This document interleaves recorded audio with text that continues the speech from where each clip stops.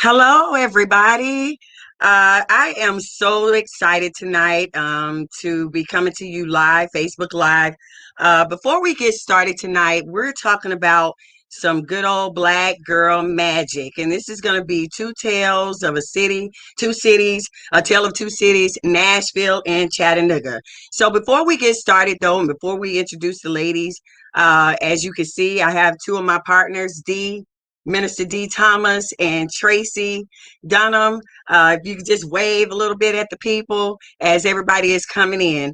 A couple of things that I'm going to ask that everybody uh, make sure they take care of tonight before we get started is please tag someone. Tag at least five. I know you know five women that can definitely use this talk. So please tag someone, like, and share. Share, like, and tag. Tag, like, and share. But also, we would like for you to be a part of this ministry. So at the end, you'll see where you can actually join the Facebook Live ministry. So whenever we have anything going on, you'll always know and can be a part of it. So we're going to go ahead and get started. We're going to start with, since we are the host city, we're going to actually bring in Nashville, Tennessee's Black Magic girls. And just starting off with Latrice Wickley. She is originally from Chattanooga, Tennessee. She now lives in Nashville. So if we can get Latrice Wickley on the screen. We also want to go ahead and bring in Bethany Burney. She is also a native of Chattanooga and now lives in Nashville, Tennessee. And the last person is Couture Fennell. She is not a Chattanooga native, but she is now a Nashville native. And we're going to get into a little bit of that and kind of tell you what's going on and how she got there. But these are our Nashville ladies, and we're so excited tonight to be having this conversation. Now, I did say that this was a tale of two cities. So now what we're going to do is bring on our Chattanooga ladies. We have Brandy Jordan, and she is originally from Chattanooga, has lived here, not quite all of her life, but for most of it, she's been here. And we'll talk a little bit about that and what brought her back to Chattanooga. We also have Kimberly Hurley. And just reading her bio, you guys are going to be very, very impressed. And Keela Jackson. So, welcome, ladies. What's going on? How's it going this evening? It's good. Everybody's It's good. Good. It's good. Awesome. Awesome. Great to be a part Gotta of hit this. that mute button quick. All right, so I'm gonna go ahead and just kind of jump in a little bit, and Tracy and D and I will just do a little tag team with you because we want to know what it takes to have that black girl magic, and which is what we're talking about tonight. So Brandy, I was reading a little bit of your bio, and part of your bio says that you have a vlog that's called Random Thoughts, which I thought was pretty cool. Yes. And you said that blog created a parental mentorship program that's called Branded by Brandy, which Yes. facilitates improved parenthood for former absentee parents. Yes. How has that shaped your life as a mom? As a mom, first starting off as a child, I I was a part of a family with an absent father. And so I realized when once that puzzle was, missing, or that piece of the puzzle was missing, as I grew up, I realized that other children were suffering from it. My children have suffered a little bit from it, but not much. We're working on that. And so it's shaped me as a mom. I really want to improve parent relationships. I want it to be better communication between child and parent. We grew up with the thing of you're a child, you stay in a child's place, but there should always be an open door for children to be able to speak with their parents comfortably. So it has shaped me, and I have a great, me and my children, we communicate very well. We're very transparent with each other, and that's amazing. That is amazing because I also grew up in that era, and I'm sure Dee and Tracy can attest to that. You are a child, you stay in a child's place, but we all often forget that they are children, but they also have a place in society. So, and there are things that maybe we need to talk to them about that we think might be a little bit too mature, but sometimes they need that mature conversation, because this is a rough world, and it's not going to be very kind to them. So but I was just reading your bio, and I tell you, it was awesome. We're going to get a chance to touch on a little bit of that bio as we get more into the conversation. Okay. Kimberly Hurley. Oh my goodness, girl. You have been truly doing it. Like seriously. As everybody can see, your name is you call yourself Kimmy. And just looking at and reading your bio, I was like, wow, she has really been busy, and she has that black girl magic touch. But there was one thing that stuck out to me. You were talking about making an imprint, how the Kimmy J Soul is not only making an imprint in the music circuit, but you're also a part of a dynamic Black economic empowerment group of 4 women called Black Fridays, which you are part of a sponsorship, or Kimmy J Soul is the sponsorship coordinator. Tell us a little bit about that. Yes, actually, we're work in progress now. But when we were actively working in the community, the vision came from Kanika Wellington Jones, and basically what it was we wanted to empower our people. We wanted to empower them with information. We wanted to empower them with confidence to get out here and step out and in faith with their businesses, and so it's been a journey. We're local, so Keela was a part of it as well. So it was a beautiful journey. We had local artists, we had local business owners, we had local vendors that came through. We had so many great just the feedback was phenomenal. Awesome. And before the live is over, I would like for you to put that information on our DCC Women's Connection page, because we like to share what's going on in our community, especially with our Black women. So Okay. definitely want to make sure that we are sharing that information before we leave this evening. Keela Jackson. I was reading your resume, and I'm gonna tell you what stuck out with for me. Master Creative. Can we get a little bit of information about that? Because you have quite a resume. But if you could just share with us what is behind that Master Creative title. Yes, I so yes, I'm Keela Jackson Harris, and with that is actually just a professional name, meaning that it incorporates all of my areas of mastery. I actually am certified in over 8 fields of mastery. And for a long time, I felt like I could not claim everything that God created me to be.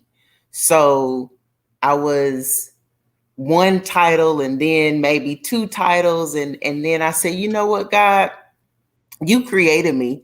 And if you created me to be an award-winning educator and singer-songwriter and model and actress and writer and motivational speaker, and if you put this in me, how dare I be ashamed and not claim it? How dare I not use these gifts to bless the world and be a vessel? And so Master Creative, that's just a title to pull all of the creative certifications together. But I just try to be a vessel and let God use me. And however that comes out, if I have to flow in whatever vein, then that's how God uses me.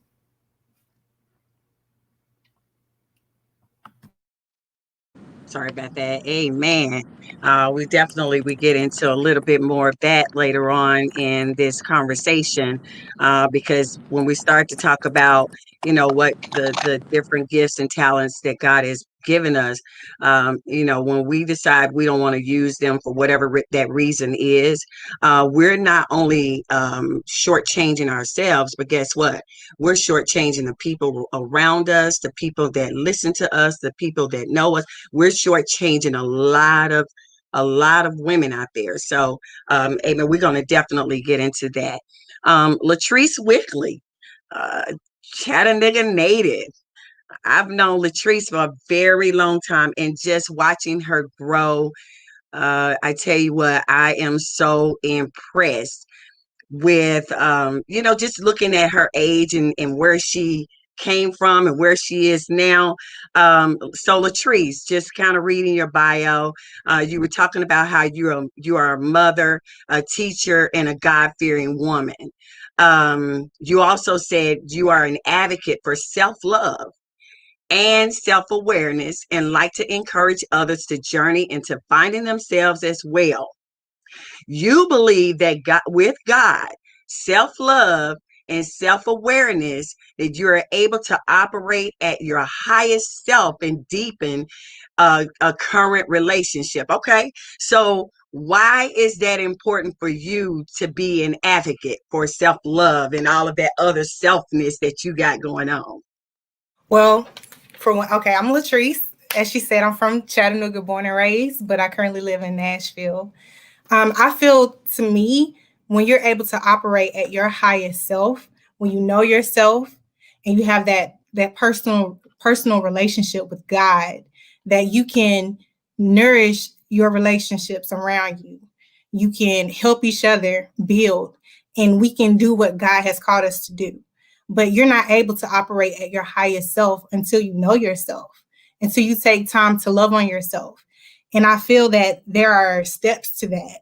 Before you can know yourself, you have to learn to love yourself.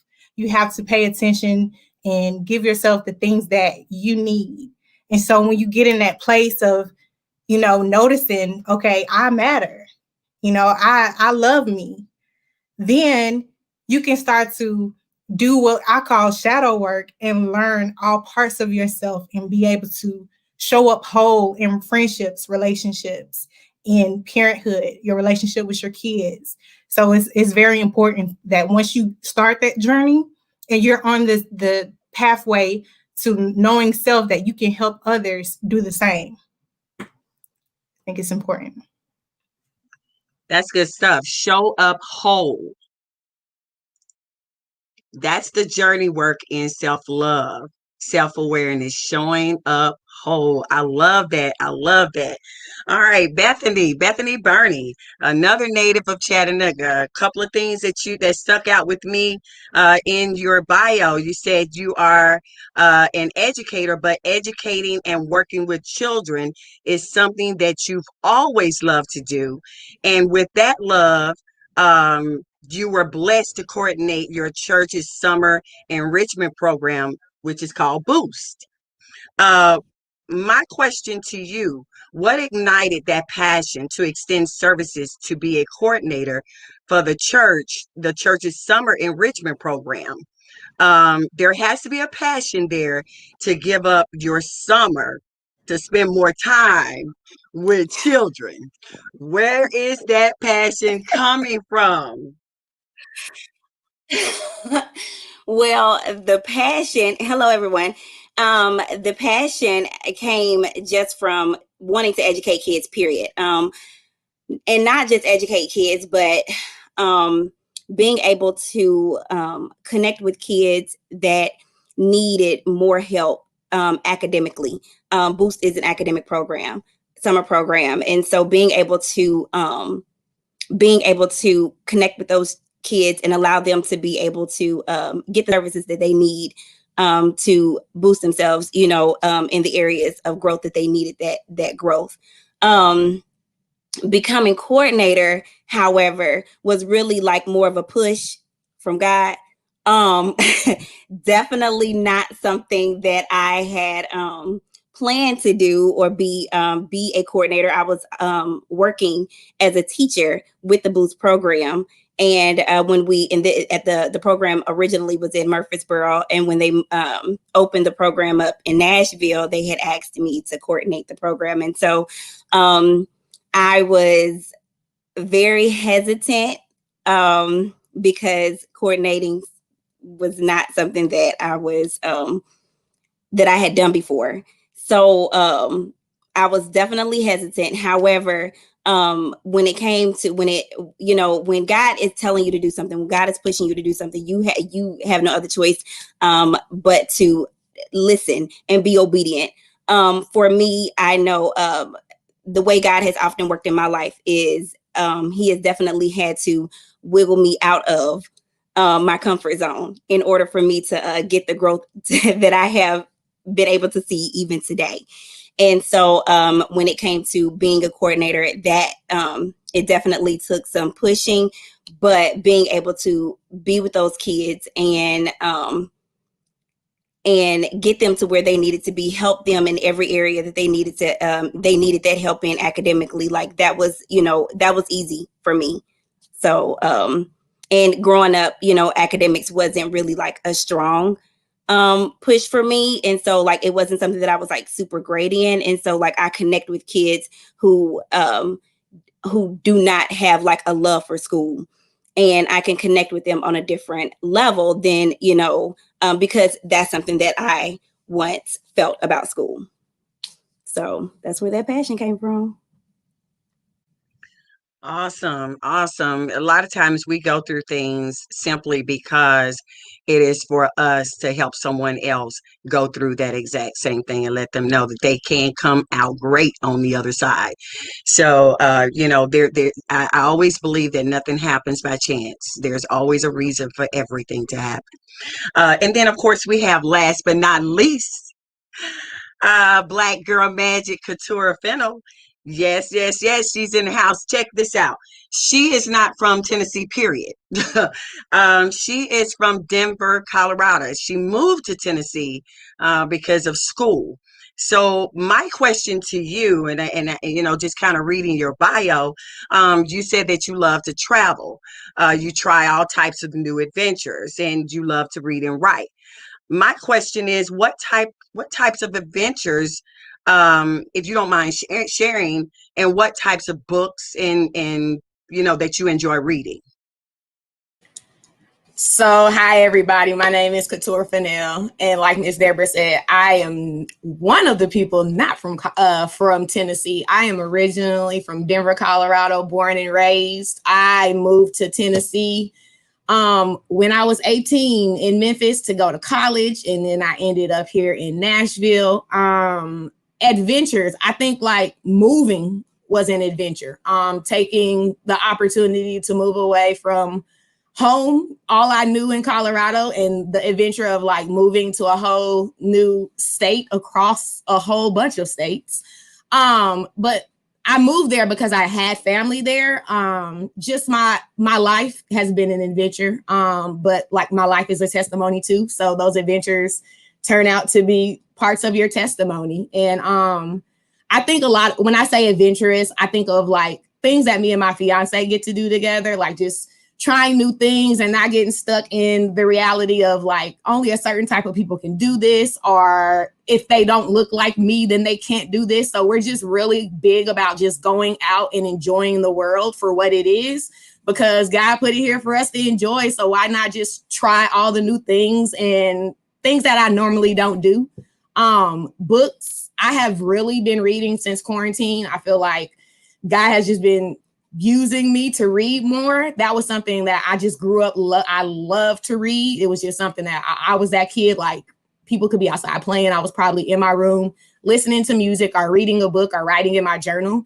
And I think like this time during quarantine has allowed me, like Latrice was talking about, that self-love. That's what I love to do. And just reading books about like enlightening myself about like what's happening with our people and things that I did not know, because those things were not taught to us in school. So me researching further and finding out more information to enlighten myself so that I can enlighten others has been what I've been reading.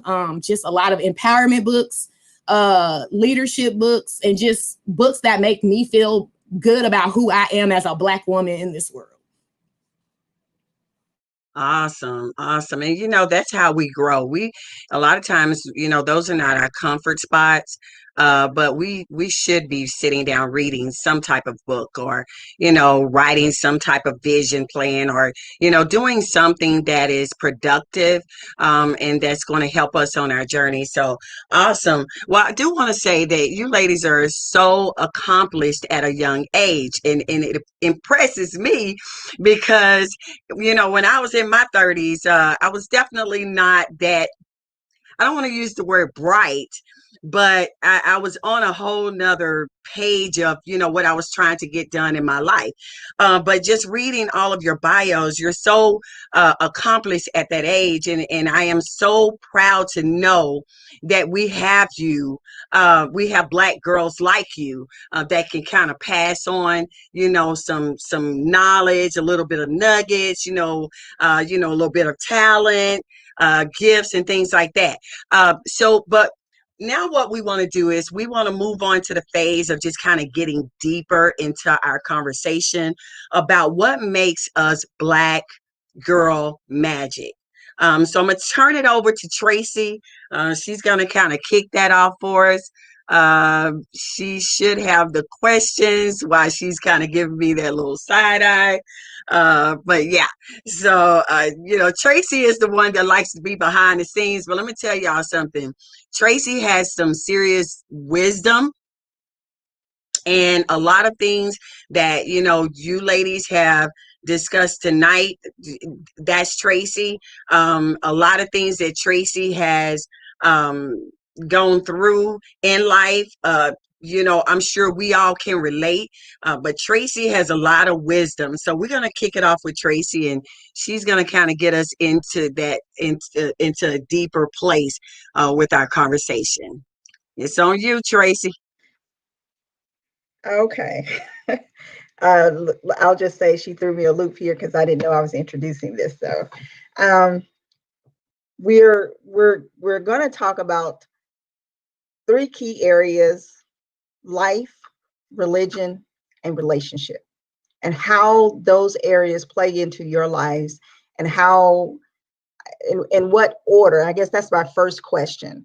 And like Deborah said before, just jump in there, whoever wants to start off answering that. So the first question, place those things in order: life, religion, and relationship. In what order? In your lives today, at the age you are, with the knowledge you have today, and what all you have on your plate, in what order those 3 areas rank in your life? Tracy, I'll go first. I pondered on that question, but it's a no-brainer. My faith is my foundation. Without a solid foundation, your foundation affects your life and your relationships. So I just thank God that I have been raised in the church to know God, to know where my strength comes from, where my health comes from. And because of that, God has blessed me to really have a really good life with great relationships. I adore the people that are in my life. I know, I've gone through struggles, but my foundation is my faith. Without faith, we don't have anything. And so you have to have something to believe in something, but my source is from the Most High. So that's the order for me: my faith, life, and then relationships, because you cultivate all of that through the foundation, through things you were taught, through things my grandmother taught me, through things my mother taught me. It's a generational thing to be solid, strong women. Because I tell you, I've come from a lineage of women that are strong, and we've carried the family for a very long time. And so I am blessed to have that same drive to want to carry things and to make the world a better place, and to change and to affect change, and to be a voice in my community and the people around me. I love the support system that I have. God has just been very, very, very powerful and very strong in my life. So I hope that answered your question. Okay. Anyone else want to piggyback or? Yeah. I would like to say something. So I agree with Kimmy, but I looked at the question differently. I also thought about it as far as my personal life and my journey. My journey, I was born and raised in the church, brought up in the church. But for me, relationship is first. I feel like my relationship with God has brought me back home because I did at one point steer away. And God brought me back to him through that relationship. So relationship with God drives your other relationships with other people, and also it drives your life, so that's all I want to say for me. Thank And you. I would love to. Thank you, Kimmy. I would love to piggyback off of that. When I read the question, I really struggle with it. And I think the word that I struggled with the most was religion, because religion was there. And like everybody else that has talked, like I was raised Kojic. And for like so long, like that was what was ingrained in my mind as the way to God. And I feel like sometimes we get caught up in titles, we get caught up in denominations, and religion takes a whole nother word, and it just turns into something that it should be. So I loved how Kimmy started off and turned the word religion into faith, because that's exactly what I did. And I put faith first because that is my foundation and that's where everything drives from. So my faith is probably like my first one. And then I love how Latrice said, like, relationships drive everything. My relationship with God, my relationship with my family, my relationship with friends, and whatever other relationship that I have, that comes next. And then like that drives life. Like all of those things, once they're in the play, your life with God being the foundation, like everything flows into itself. So my order would be faith, relationships, and life. Awesome. Thank you. You get the snaps on Anyone that. else on that question? I guess since we're piggybacking, I'll piggyback off of that as well. I will say my relationship drives my religion. Religion can be a sticky word, as Keturah said, but the definition means the belief in or the worship in a superhuman or a superior being, if you're looking at the definition. And so my relationship is first. That's where I put mine at. I love my relationship with the Lord because it drives my worship. It drives my belief. It solidifies it. And then after religion, it's my life.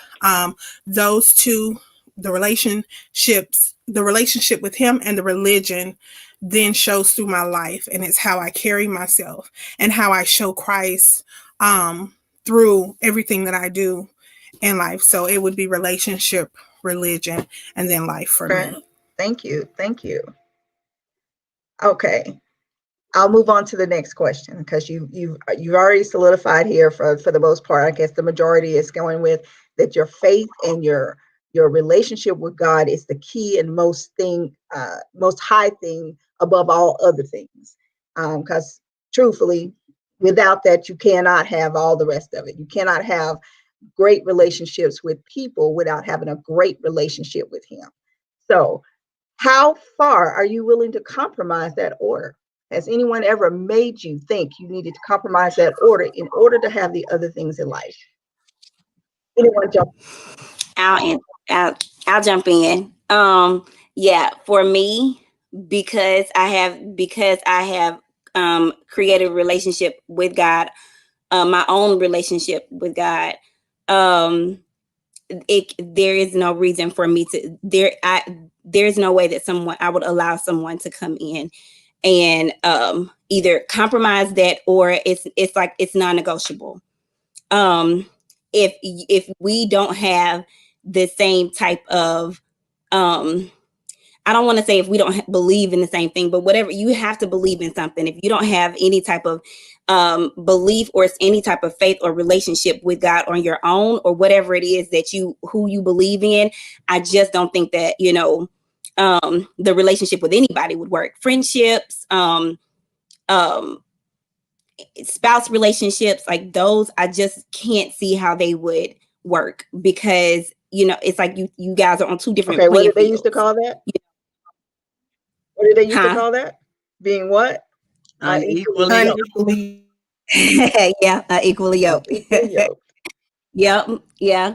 I mean, but you are, because you have to look at it like, you have this relationship with God, you have your own relationship with God, and you're steady growing. He's steady growing you. He's steady feeding you, and putting you on, different levels. Once it's almost like, once you have come to this, one level in your life, now you moving up to another level. And then you got somebody coming in that's not, they're still trying to figure things out, still don't know what they believe, still confused about, all these different things. And it's like you having a hard time being able to connect with them, because they still trying to get there. Now, I do believe that, you could be you could be a person that can stand in the gap for that person, and help guide them.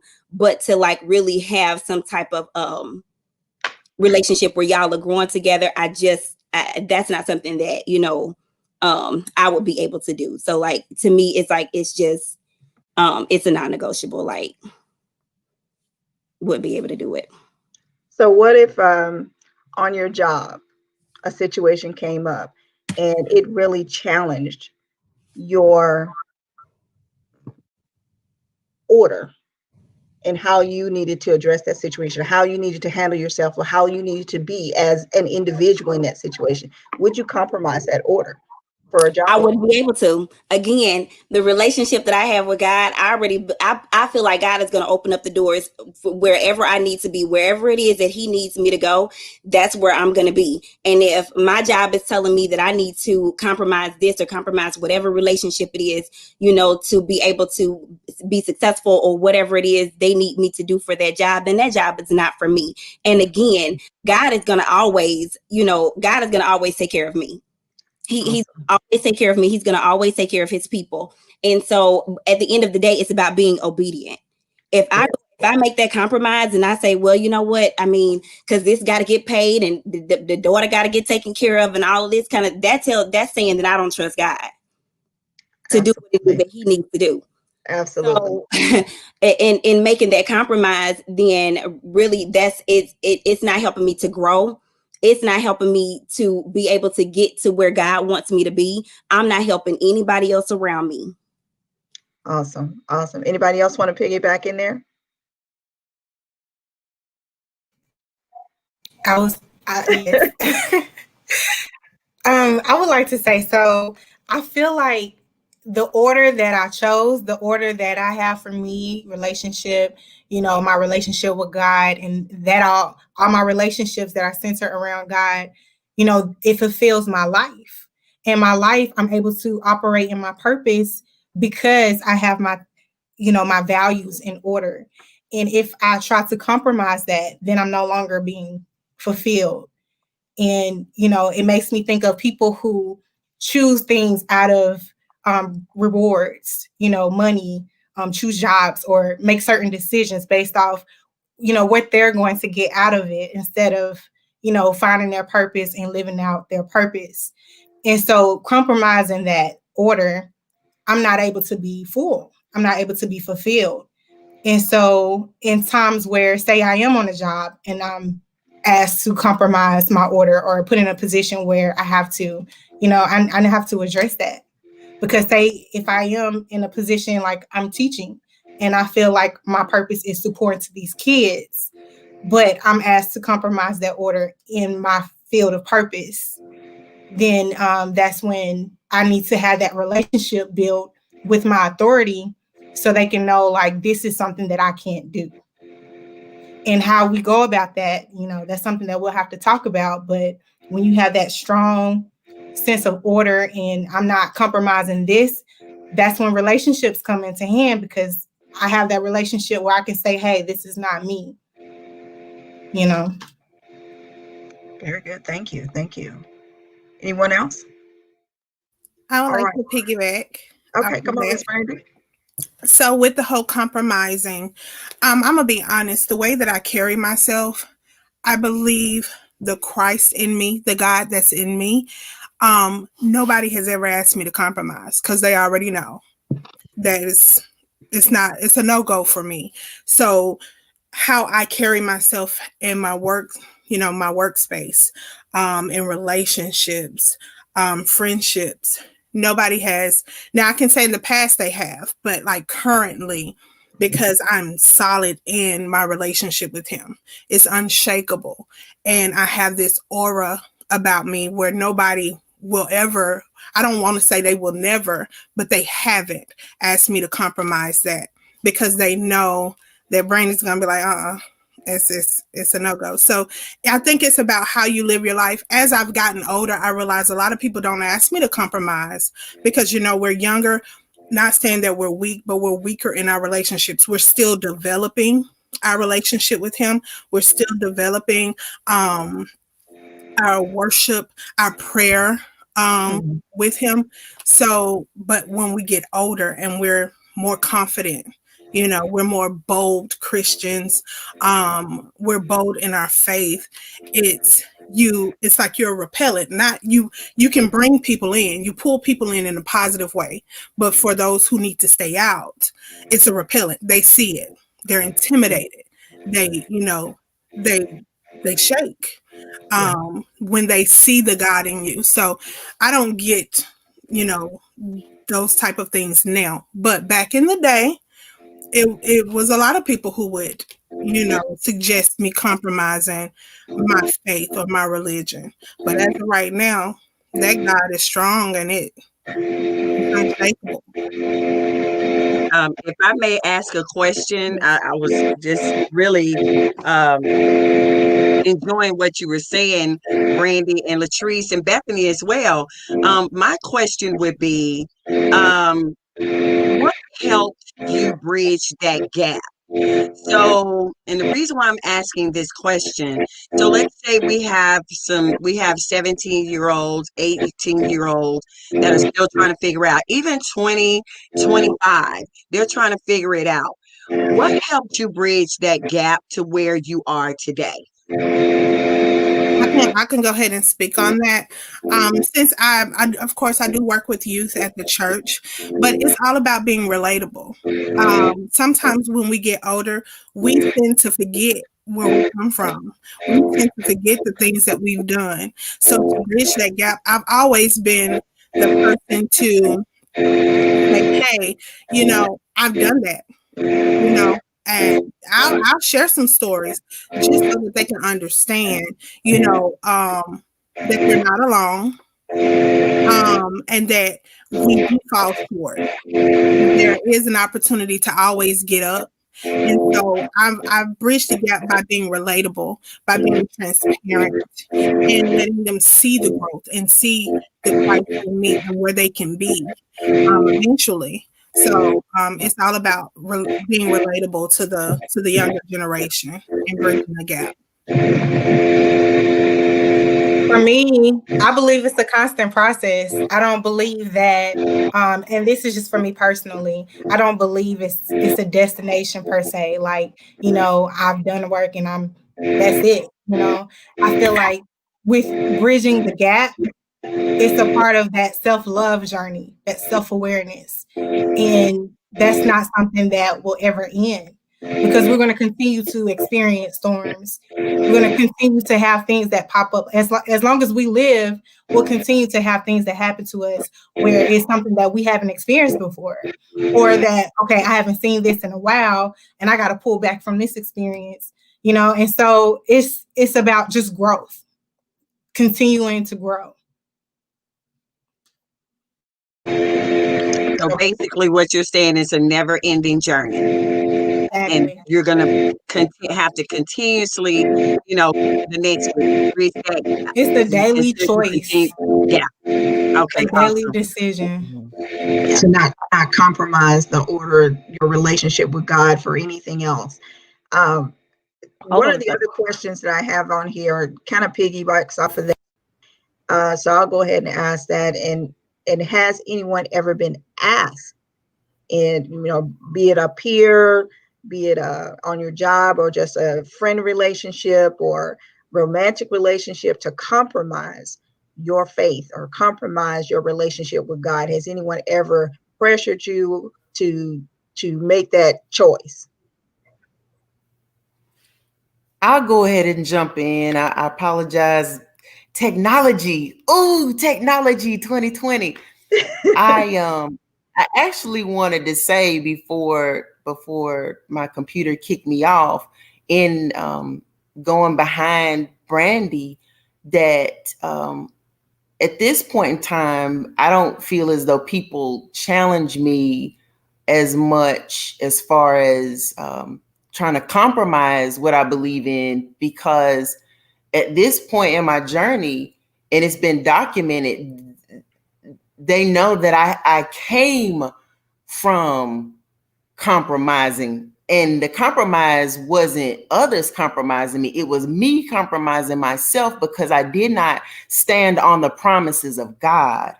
And so with me, when I encourage others and when I face obstacles, I have to go back to remembering the promises of God. And that's what fueled me this time back in 2012. I had a blessed life. So I thought I had all the trappings of success. I was a business owner and a homeowner, and I had a luxury vehicle. And when you're single and you're a teacher, you make good money. I had a master's and all of that stuff. I thought I was doing it. But I would look around and I'm like, but God, why am I not happy? But why don't I have peace, Lord? But why am I not feeling fulfilled, God?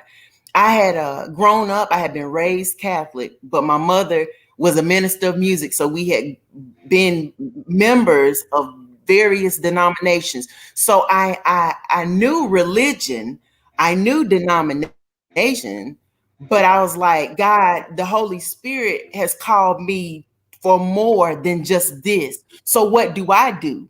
Because I've compromised myself in thinking that this is all you have for me. You telling me that you got so much more. I'm the head and not the tail. I'm above and not beneath. I'm blessed in the city and blessed in the field. And I'm here praying every day, Lord, send me, I'll go. And God is like, okay, well, if you're serious and you want these promises that I have for you, then you're going to have to stop compromising yourself and believe. Just believe. And if you believe in me, you believe in my words, then I got you. And I ended up leaving everything. I have a blog called The Runaway Diaries because it was my chronicle journey from leaving. And I walked into homelessness. And so I had all of this, and, sorority sisters and all of that stuff. And then here I am sleeping in my car, and I can't call on nobody but the Lord. So I say, okay, God, you are my everything.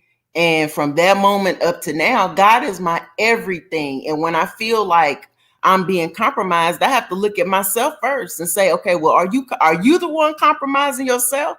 Is somebody else doing it, or are you doing it to yourself, not believing in God and not believing how God has brought you through and brought you to this moment in time for a time such as this? And I would like to piggyback off of that, sis. Boy, that blessed me. Authenticity is very crucial. And exactly what Keila said, like, it's not other people compromising me. It's me compromising myself.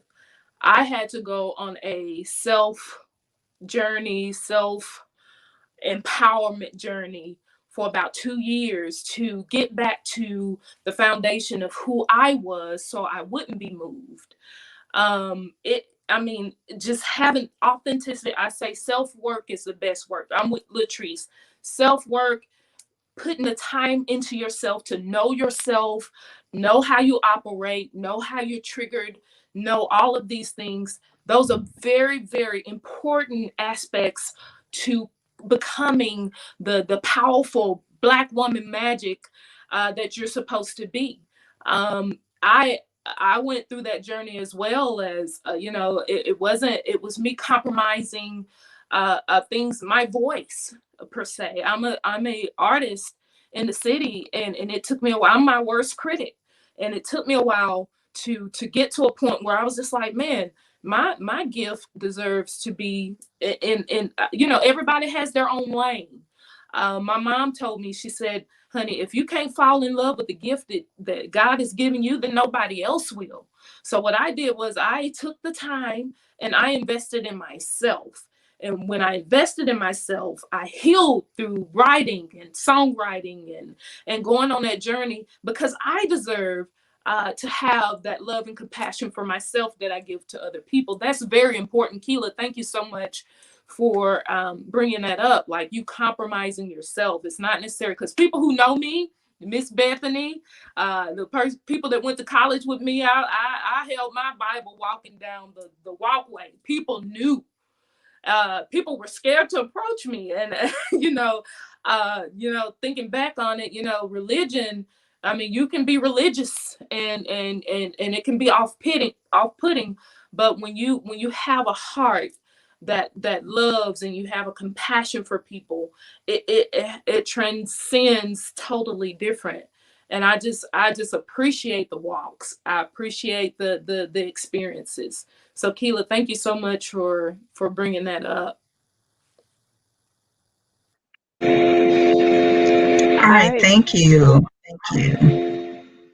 Someone else Well, want to no, I wasn't piggyback? gonna Have some piggyback. I just wanted to add that in learning that, going on that journey, and finding out that, you know what, I ain't compromising for nobody. I'm not settling for anything. If I'm gonna settle, I'm only gonna settle what God has for me. Because when you do compromise what you morally believe and value, it will leave you with a bunch of regret, and it's gonna take some time to forgive yourself. You can forgive others a lot quicker than you can forgive yourself, and that takes some time, some counseling, some, you know, going to talk to this person. That so many people like, oh girl, get over. Hold on. It's not that simple. And you know, even with that, oh, it's just so nice to hear young ladies who are like, hey, religion, those are the people who have the relationship with the church building and not with God himself. So And can I piggyback off Minister D? She just said something that I feel like in the Black community is something that a lot of us, like, if we talk about counseling and therapy, it makes us feel weak, and it makes us feel like that's like counseling or therapy is for people that are crazy. And I was one of those people. Like, I'm not going to go see a therapist. I'm not going to go see a counselor. And I think like a part of my journey is when I like built my own relationship with God for myself. But I also knew that there was something else that I needed to do. And I got a therapist this year, and it has been the most transcending part of my life. She's another Black woman. And I feel like that was important for me to connect with another woman that understood me, that was going to listen to me, that was going to guide and to help me. And I think that my relationship in knowing God and being non-fearful of getting somebody that was going to help me with the issues. Because like someone said, like, you're hard on yourself. You get the forgiveness for other people that comes, but it is harder to forgive yourself in the things that you have maybe put yourself in that situation. But I just want like people to know, like, counseling and therapy is something that the Black community needs to stop being afraid of and embrace, and just build your relationship with God and seek that additional help that might be needed. Don't let that stop you, or you be in fear of doing that. That was good right there. We definitely have to get out of that mindset that counseling, you know, it has a negative word, or a negative, you know, thought, or negative whatever.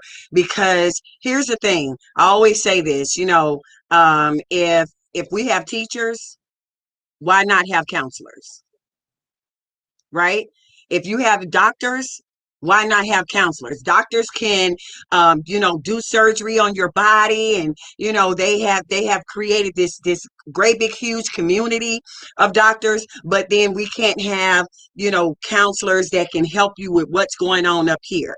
It's okay to sit down and be able to talk to somebody, and they kind of help you work through some things that might be going on, or what may have gone on when you were a kid and you never healed from it, and then other things began to pile up, and you became a teenager, and something else happened, and that piled up, and you became a young adult. And so if God can allow us to have doctors, why not have counselors? Right. The So counselor is a doctor for the mind, for whereas the mind. the medical doctor is a doctor for the body. If they weren't meant to be utilized, I don't believe that they would have been invented per se, if that's how you would phrase that. And I'm just gonna say real quick, I see a counselor. I think I've been seeing my counselor for about 3 years, and I'm telling you, mental health, mental awareness, all of that. I think that is probably one of the most, we don't have enough resources for people who really need that type of help out there. But it is very important to there's nothing wrong with, I was raised the same way. Are you crazy or something? You talking to a counselor? No. This person helps me process life. This person helps me think about certain things. This person is neutral and can help me facilitate through things that I didn't think I could do. Because fear is debilitating. The fear to take steps forward is debilitating. And once I got into counseling and I got out of that fear, being debilitated by fear, my life has been a lot more flourishing because of it. So yeah, mental health is very important. And it's an opportunity to be narcissistic. It's the only opportunity you get to talk about yourself and for 50 minutes. All right, Tracy, you want to go with the next one? Well, the next question I think is probably, obsolete here. I think the ladies have already definitely clued us into the answer to this, but I will say it. And if you want to do a majority amen, that would be okay. How much do you trust God? Look, you already said everyone's beaten to the punch to unmute. Yeah. God is everything. And it's for those of us who know, we just know, and it's like, yeah. For those who are still for it, clearly we know it's a process, and we know no one has ever arrived, because you have different levels and you have different areas of evolution. But once you do have a refreshed mind and a renewed mind and a renewed spirit, and you know that God is it, it's like you can't go with anything else. You can't go on your own faith, or you can't go on if anybody even tried to tell you. You just have to, you just know that God is. And so is to me the only constant, the only thing I trust, in a world of constant change. It's like that's the faith, and that's the blessing in knowing that God is forever, yesterday, today, and forevermore. God is the only constant. But even in God being the only constant, God is the infinite. So anything that could ever pop up, I know that God knows the infinite solutions to everything better than I could even imagine it. And that, like I said, that's the comfort for me in dealing with everything, is just knowing that God is. For me, if I'm being 100% honest, I am still learning. I'm only 30, and I've been a mom for 3 years. And so I feel that my struggle is controlling. I try to control the outcome of things. And, I want this to go a certain way. I want this person to show up a certain way. I want this person to do this. I try to control outside of self instead of putting that trust in God. Not to say I don't trust God. I'm human. I'm human, and we know that we can set our lives up to take a certain path, but I try to take control of everything instead of putting in God's hands. I know if I do my due diligence, y'all. Honey, it's the weekend. Your brain ain't all the way on, is it? Right. So, but no, you understand. So if I do my part, God is going to meet me halfway. But I'm trying to do my part. I'm trying to do their part. I'm trying to make sure my daughter doesn't get, have to deal with this or have to deal with that. I have to learn how to give it to God. And that's where I struggle with, and I want to give all my trust in God and say that I trust God, which, I do. But, I'm human. I'm human. And I would love to jump in. Like, Latrice, you are absolutely correct. Like, we're still young and it's still a process for us. Like, I love how you were transparent about that, because I'm the same way. That is something like I learned about myself. I think I knew it about myself, but when my therapist was like, hey, like, you like to be in control, you want things your way. And when things don't go your way, then that is when your stress level just blows up. So I feel like I trust God. Like, God puts me in a position to make me trust him. And I think that is what 2020 has been a testament of for me. Like, I didn't know how much I trusted God until I had to trust him with everything that I had. This year has been beyond crazy. From me, being a teacher to having to uproot everything I've known with teaching in person and getting acclimated to being hands-on with children and having to completely uproot that and be virtual. There were personal things that were going on in my life with my family, and God didn't, and it's just so, like, I'm going to get emotional at this point, but I didn't know how much I trusted God until I had to.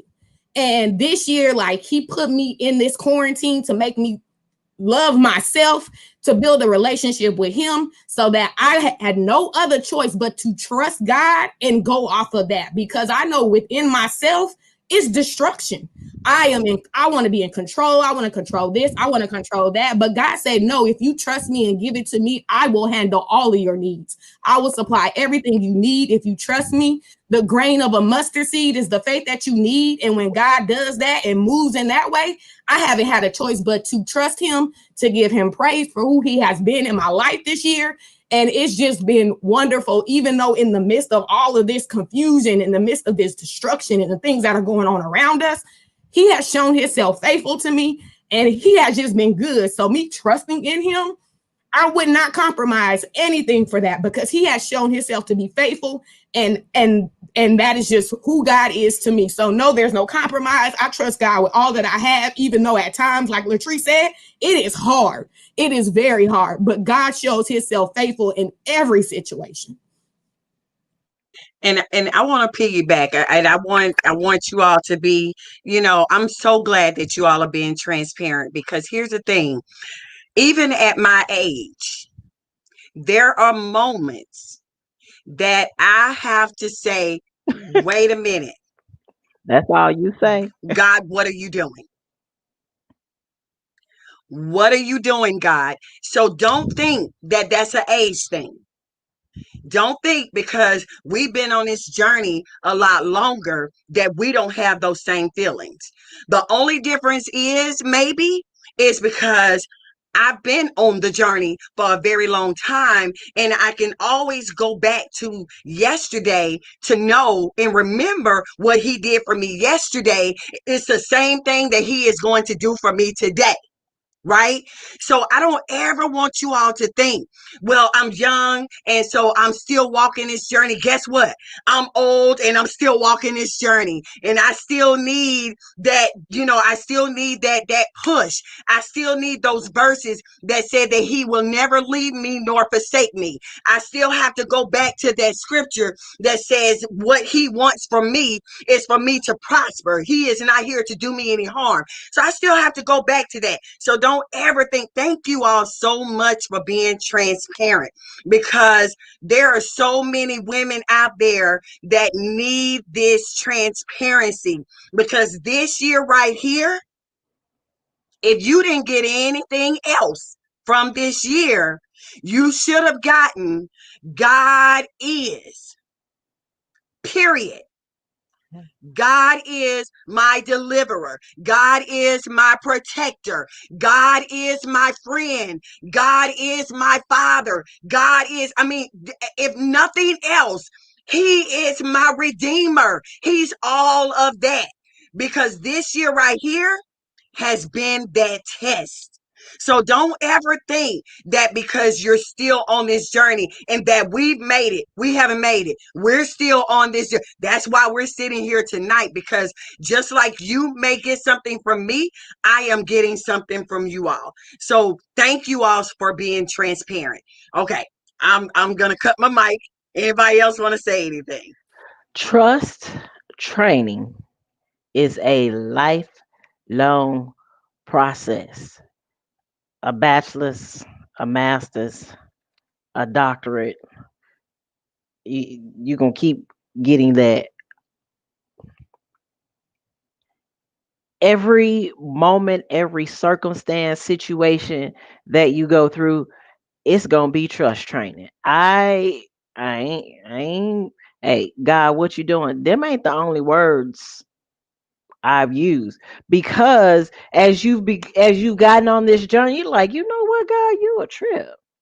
He's a friend, and I'd be like, dude, what you doing? I don't get it. What yeah, I'm queen of control freak. That's why you don't like group projects. You don't like group projects because she look like she ain't gonna do what she's supposed to do. They ain't gonna do what they supposed to do. I'm gonna have to, let me just go ahead and research what they supposed to be doing just in case they don't. I'll already have it. But guess what? This thing is part of your all things that work together. So even when you let go and lose control, he got you. That whole never leave you nor forsake you, that is real. Even though you like, okay, Jesus, where you at? He told the disciples to go to the other side, and then a storm broke out.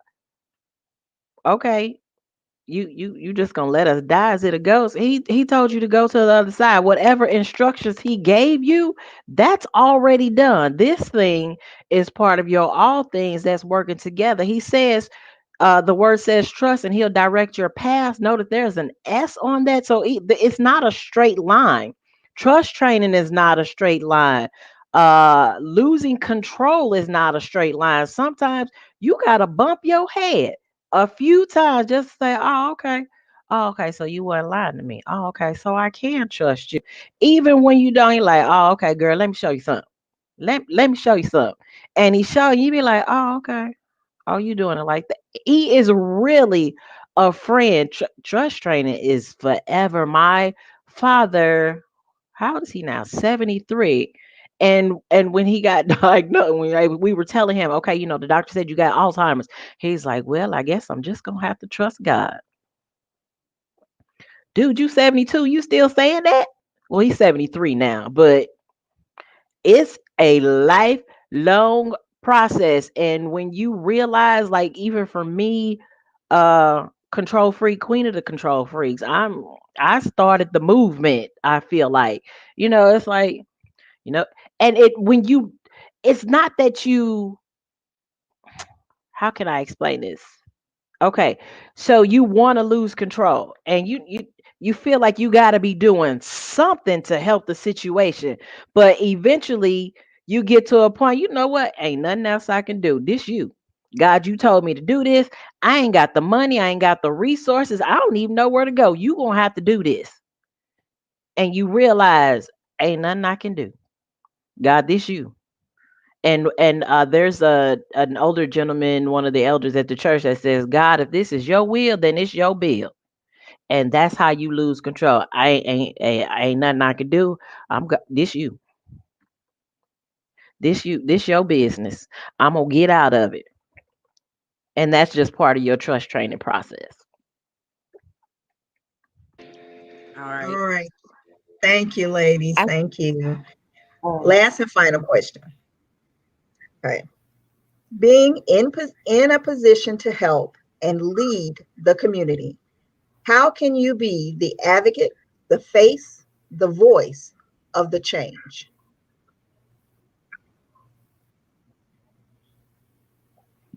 You're on mute, Brandy.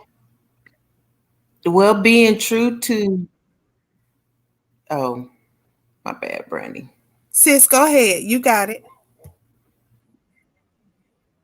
Well, I will say quickly, I just truly believe, going back to standing on the promises of God, believing in yourself, and knowing that what God has placed within you is valid, and it's worth you being the poster child for standing up for God.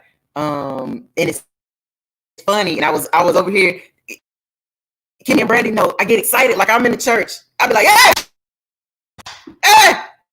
I'm over here getting excited because this with the faith and the trust walk,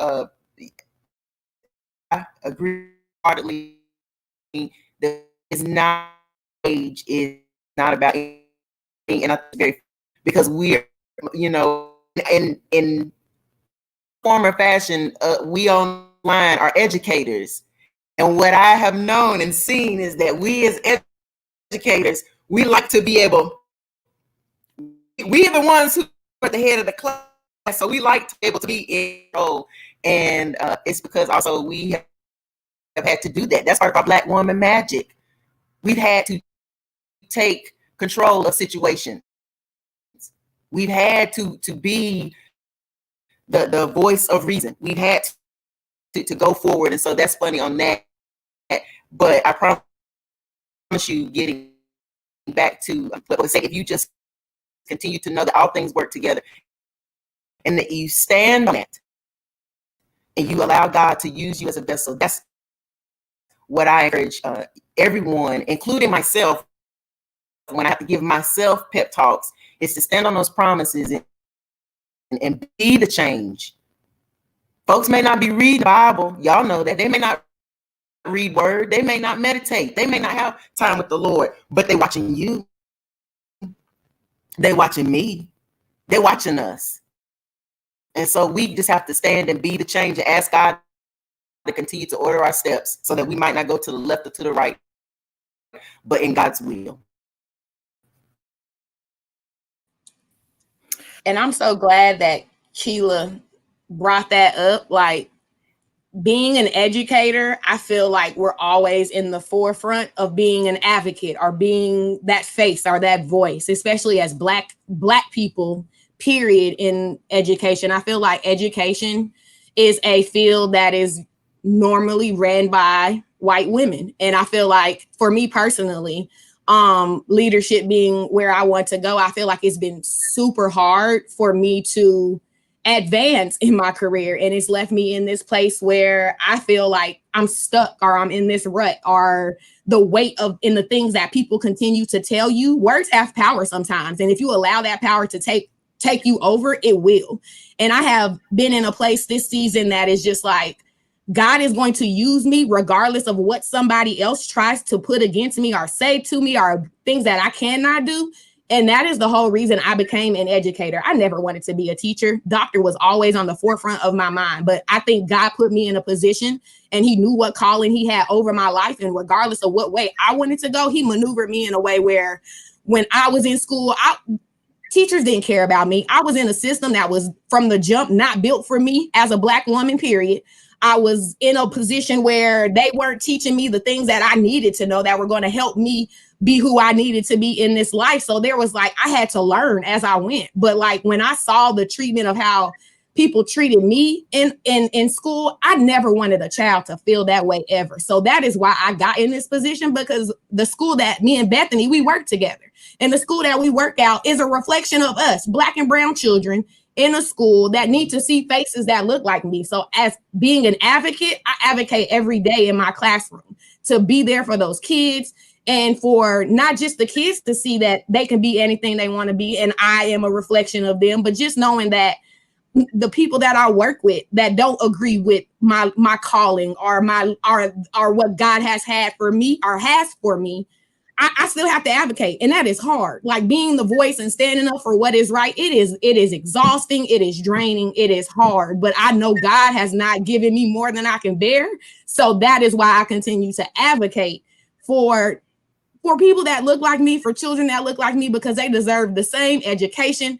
Teachers that look like me, I deserve to be able to give my wealth of knowledge of what I have to give to them so they can grow and we can continue make these generations like the bridge this gap, because there's a gap and it needs to be bridged.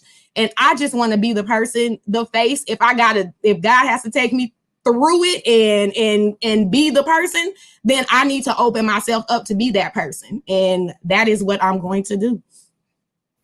I wanted to share. So being an advocate, I'm going to talk about something a little sticky. Okay. So with my personal walk with Christ, not only do I work with children, but I also work hand in hand in the LGBTQ community. This is a community that has felt like the church has turned their back on them, and I want to advocate for them. You know, they are children of Christ. You know, they are loved by the Lord. They are, and so I walk and I love those who feel like they don't have a place of refuge. Like I am their place of refuge. So this is my community. This is who I advocate for. This is who I fight for. And I show them the love of Christ. I know that they have it. They show me the love of Christ. And I just want them, I want to be an advocate for them. They're not alone, you know, and even for children. I mean, I advocate for both the youth and for the LGBTQ community. Like it's hard for them to step in church because, you know, they're going to be judged or they're going to be looked at. And I want them to see Christ in me and see a different Christ than they see in other people. You know, sometimes they see something ugly, but that's not Christ. You know, I love like Christ loves, and Christ loves everyone. And that's you know, that's my purpose. I think he put me in position to alter the hearts of those who feel like Christ has left them, but he hasn't. And I hope to restore that faith. I hope to help to restore that faith. And even in my personal walk, like going out to work, you know, when I walk into work, people see the Christ on me, you know, and I want them to see Christ in me. I work very hard with how I develop my character. I work very hard with my reputation, you know, because it follows you. But my reputation and my character is most solidified in Christ. I want them to see the light in me, like with Kimmy and Keela. We are sister friends, and what we call ourselves are light workers. We try to bring light to dark areas. We try to bring light because God is light, and we try to lighten those areas of darkness because there is darkness, you know. So we're always light workers. That's our advocacy. We want to spread Christ's love and his light. So that's how I work in my community. I'm always working with the people who are unseen, who are forgotten, so that they don't feel like they are. And I'd like to piggyback off of what Brandy said, and I'll keep this very, very short. I feel like I've been a teacher and a student. It depends on the year, it shifts. But in each year, in teaching and being a student, I've learned that, you know, your own personal ledger, alchemy, the alchemist is a book that I was recently brought onto by Keela. Your own personal ledger and what your purpose is and your destiny in life will guide you to where you need to be.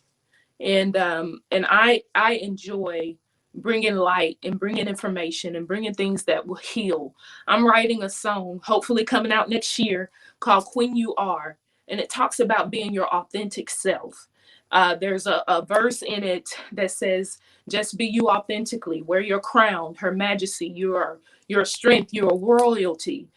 This is what I feel like our purpose is, like having these conversations with women, letting you know that we are here for you, that we don't have to have discord among each other, that there's love in our hearts for each other, that we have to essentially. But I just wanted to put that out there. And also Latrice and the Keturah, ladies, I got about 10 years on you. And again, that journey, it never stops. It never stops. What I tell Brandy and Keela is that, God is big. So Father, Mother, God encompass all. He's always in the boat. I think about that scripture when everybody was tripping in the boat and the tempest was all over the place, and everybody was just like, that they were afraid, and God was right there in the boat with them. So just remember that no matter what situation you're in your life, he's always in the boat. He's always consistent. There's nothing, no depth, nor height, nor any other creature will separate you from the love of God. He will always be there. And whatever process you're going through in life, go through that process authentically. It's okay to be transparent. It's okay to say I'm in control. It's okay, because you find out at the end of the day, God is always in control. There's nothing we can do about it. And it's a very humbling experience. And I love you, ladies.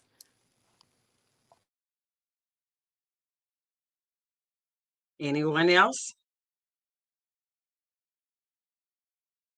Well, I just want to leave this with you. First of all, I want to say thank you all so much for joining us tonight and just sharing your wisdom, sharing your perspective, sharing the love of Christ, and sharing how you love loving on each other as sisters. I thank you for being that advocate.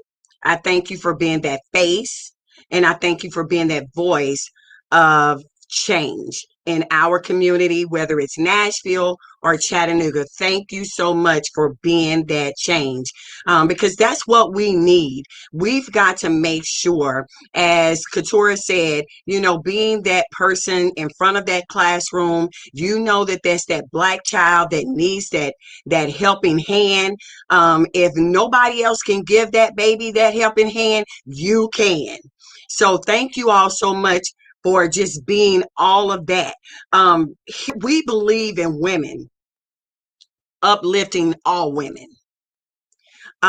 We will never be uplifting if we're putting others down to lift ourselves up. Instead of being kind and encouraging at times, we look for another's fault. But as a group, this makes us weak. But if we can become women who encourage one another, we truly will be the force to be reckoned with. You can be a loyal sister, and that is real talk. And that's what we call Black girl, woman magic right there. So I hope you all have enjoyed yourselves. I hope that our audience enjoyed this conversation. Ladies, until we meet again, thank you and love you all.